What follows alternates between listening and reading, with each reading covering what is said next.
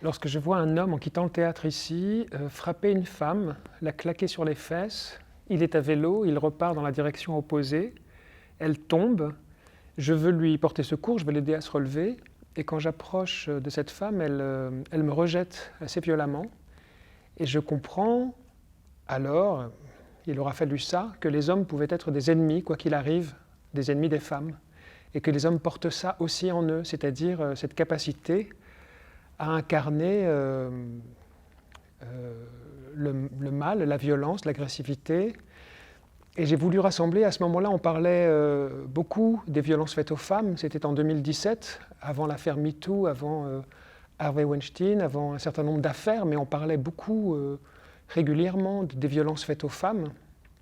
Et j'ai voulu rassembler toutes les agressivités, toutes les violences, tous les assauts, toutes les humiliations qu'une femme pouvait peut-être subir lors d'une journée ou 2 journées, les violences les plus sournoises, les plus diffuses, les moins dites, mais aussi les plus claires, les plus agressives, et étudier quels étaient les moyens pour une femme de répondre à ces agressivités masculines.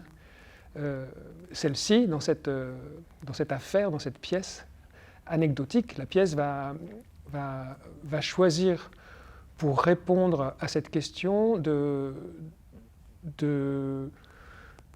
laisser la femme se taire.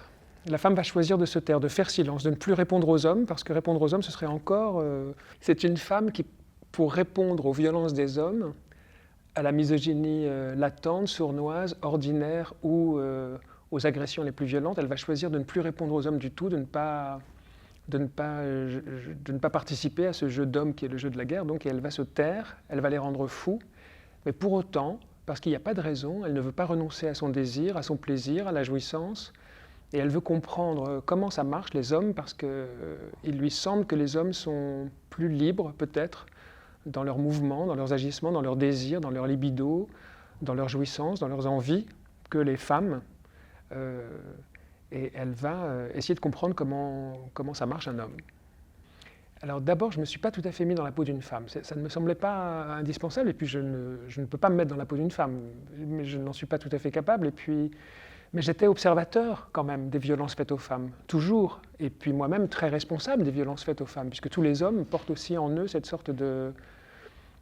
cette société dont on n'a pas forcément voulu, qui est dirigée par des hommes, qui est orchestrée, organisée par des hommes, essentiellement, tous les endroits du travail, du pouvoir, de la société, de la famille, le patriarcat. Mais il ne s'agit pas d'être une femme pour le constater, on peut être aussi un homme et responsable de cet état de fait, se sentir responsable, et puis vouloir y voir clair, vouloir y voir plus clair. Donc évidemment, j'ai aussi des sœurs, j'ai des amis, j'ai des connaissances, des comédiennes avec qui je travaille, qui me racontaient un certain nombre de choses dont je n'avais pas idée du tout, mais j'observais évidemment autour de moi les violences faites aux femmes. Alors parfois on me demande s'il est légitime pour un homme d'écrire sur cette violence faite aux femmes. Moi je suis plutôt troublé que si peu d'hommes se prononcent quant à cette affaire, dans la mesure où les hommes sont quand même très responsables, très acteurs et très spectateurs aussi de ces violences-là. Mais je n'ai pas écrit en tant qu'homme, j'ai écrit en tant qu'observateur, acteur et spectateur des violences faites aux femmes. Oui, oui, ça évolue en effet en permanence. La parole probablement est plus libre, l'écoute en effet est plus libre, comme le disait Adèle Haenel il n'y a pas très longtemps, certainement. Et plus cette parole se libère, et plus cette écoute est possible, plus les violences sont nombreuses, étrangement. Peut-être qu'on les observe mieux, on les observe davantage, on en parle davantage, et donc ça les provoque aussi. C'est ce qu'on observe toujours aussi avec la libération des actes ou des paroles ou des libertés homosexuelles. On observe que ça déclenche aussi une homophobie tout à fait décomplexée. Et moi, je crains d'observer que les violences faites aux femmes, elles ne sont pas du tout en train de se résorber, bien au contraire, et plus la parole nécessaire, importante, indispensable se libère et plus l'écoute est là, plus les mesures sont prises, on voit bien que plus les violences se multiplient, sont nombreuses, plus des mouvements contraires, des forces contraires répondent à ces forces-là. Et c'est évidemment effrayant, épouvantable, et ça ne doit en aucun cas freiner le mouvement de la libération de la parole. C'est d'abord un texte théorique écrit, suggéré par une professeure de français, Sylvie Jopek, avec qui je travaillais dans un lycée en tant qu'intervenant artistique, qui m'a suggéré de rassembler un certain nombre d'idées, de théories que je mettais en place, en œuvre avec les élèves avec lesquels je travaillais pendant l'option. Je les ai rassemblés, je les ai réunis, c'était très éclaté. On m'a proposé d'en faire une conférence à Tokyo. J'en ai aussi donné lecture au Festival d'Avignon à l'invitation de Jean-Charles Mouveau, qui est metteur en scène au Théâtre du Petit Louvre. Et c'est devenu petit à petit un projet possible, un spectacle possible. Mais c'est une parole difficile, une sorte de cours magistral, prétentieux et pédant, que je voulais pouvoir présenter d'une manière séduisante, enfin, aimable, aimante, généreuse. Donc je l'ai transformé en performance dans laquelle j'essaye de mettre à l'épreuve le spectateur et de me mettre moi-même à l'épreuve de tout ce que j'entends démontrer ou avancer comme théorie sur le théâtre. C'est pour ça que c'est un objet paradoxal et impossible, dans la mesure où il y a à la fois une parole théorique assez dense, intense, complexe peut-être par moments, sur le théâtre, et en même temps une démonstration que je voudrais ludique, foireuse, joyeuse et séduisante sur le théâtre et sur le rapport qui s'établit ou non entre la scène et la salle pendant la représentation. Oui, il y a une urgence vitale à trouver l'inconfort dans une salle de théâtre pour être décalé, décadré de ce que l'on connaît, de ce que l'on sait déjà, pour être surpris, pour essayer d'attiser une capacité à l'émerveillement ou à la colère aussi, à l'indignation parfois. Mais il y a une nécessité urgente en ce qui me concerne d'être au théâtre, d'y aller, d'être spectateur, d'en être acteur ou auteur parfois aussi, parce que c'est devenu peut-être, malgré toutes mes incapacités, c'est devenu l'essentiel de mon métier, mais c'est comme ça, je le fais et je l'exerce et j'en suis heureux, je suis heureux là, sur scène, mais je suis heureux en tant que spectateur quand je suis surpris, quand je suis scandalisé, quand je suis bouleversé, quand je suis sidéré, quand je redécouvre le monde ou un monde différent qui représente et qui raconte et qui invoque le monde, mais autrement, qui me permet d'y voir plus clair, de le comprendre mieux et de mieux saisir peut-être tout ce qui constitue les différentes catastrophes de ma vie ou de la vie. C'est-à-dire que la relation, elle s'établit forcément à deux. Le tango, ça se danse à deux, toujours. Donc, le spectateur, il est tellement différent d'un autre spectateur que la relation peut avoir lieu avec un spectateur, avec deux, trois, comme avec une salle entière.